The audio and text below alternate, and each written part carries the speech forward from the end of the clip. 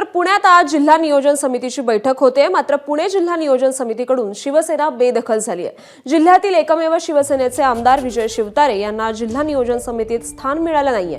राष्ट्रवादी काँग्रेसकडून आमदार सुनील शेळके तर भाजपकडून आमदार राहुल कुल यांना संधी देण्यात आली आहे। या संदर्भात अधिकचे अपडेट्स देत आहेत आपले प्रतिनिधी निलेश बुधावले।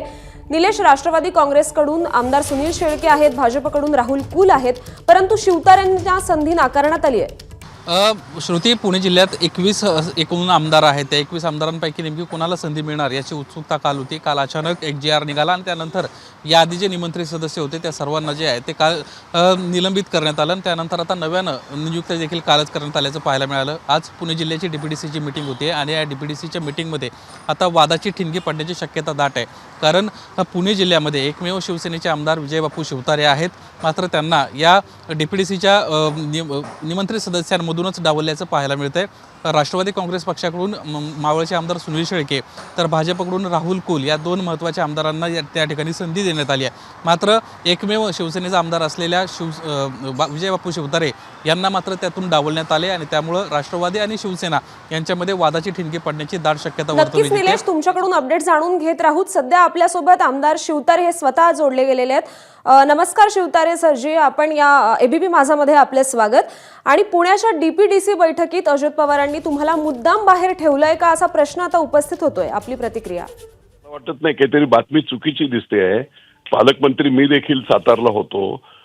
सर्वच आमदार खासदार हे DPDCचे निमंत्रित सदस्य कंपल्सरी असतात, तसा GR आहे।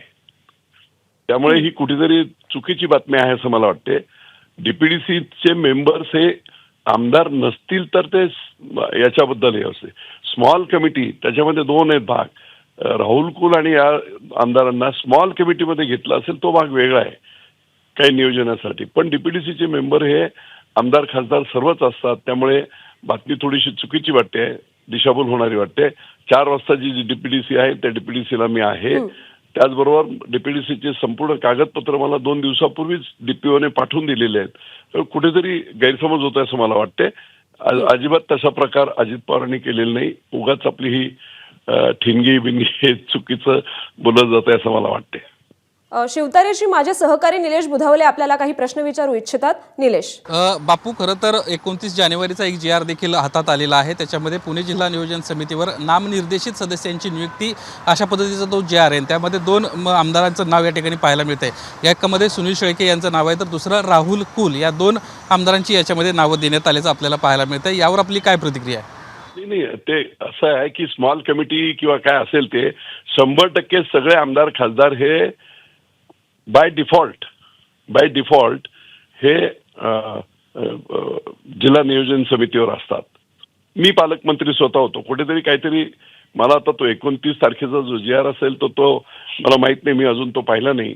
परंतु मला DPO कडून संपूर्ण DPDCची कागदपत्र, त्याच्याबद्दलची डिटेल्स ही सगळी DPO कडून, DPDCचे जे अधिकारी असतात त्यांच्याकडून मला काल परवाच आलेली आहेत। आणि मला वाटते काय असेल तर पाहता येईल। आय डोंट थिंक सो की अशा प्रकारचा प्रकार अजित पवार करतील वगैरे। थोडंसं काही पेपर हातात आल्यानंतर मी बघेल। 4 वाजता मी DPDCच्या बैठकीला आहे। तर राज्यभरातले जेवढे नामनिर्देशित सदस्य आहेत त्या सर्वांचं जे निमंत्रण आहे ते काल रद्द करण्यात आलं आणि नव्यानं नियुक्त्या करण्यात आल्या। तशी GR देखील अनेक ठिकाणची निघालेली आहेत। पुणे जिल्ह्याचा GR माझ्या हाती आहे आणि त्याच्यामध्ये स्पष्टपणे केवळ 2 आमदारांची नाव आहेत। आधीचे जे सर्व निमंत्रित सदस्य होते त्या सर्वांचं जे निमंत्रण आहे किंवा सदस्यपद आहे ते रद्द करण्यात आले। तसा देखील GR आला आणि त्यानंतरचा हा नवीन GR आहे। त्यामुळे ही एक महत्त्वाची बाब जी आहे ती समोर आल्याचं आपल्याला पाहायला मिळतंय। पाहू द्या, मला तो GR मी पाहिल मी। पण निमंत्रित सदस्य माझ्या माहितीप्रमाणे जो मेजर काल आपण रद्द केलेली जी बोलतायत ती जुनी DPDC जी होती ज्याच्यामध्ये सगळेच मेंबर होते ते सगळेच, कारण नवीन सरकार आलं, नवीन DPDC आहे, नवीन मेंबर्स DPDCचे आता अपॉइंट होतील।